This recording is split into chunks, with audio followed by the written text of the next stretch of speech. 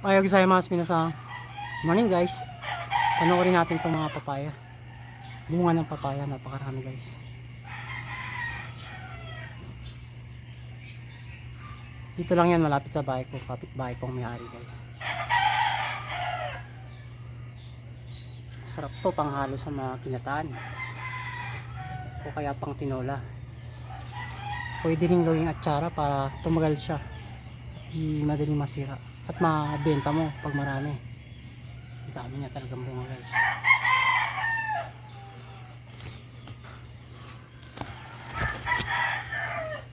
Hanggang katok-tok-tok-tokan, marami. May isa pang napakalaki na.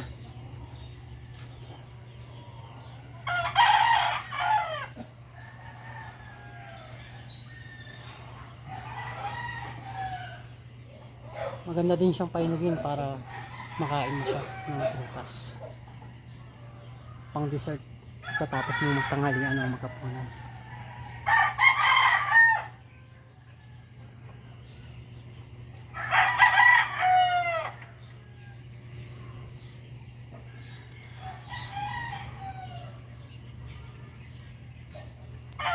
Okay guys, thank you for watching. See you on the next video guys. Domo arigatou gozaimashita. Thank you very much.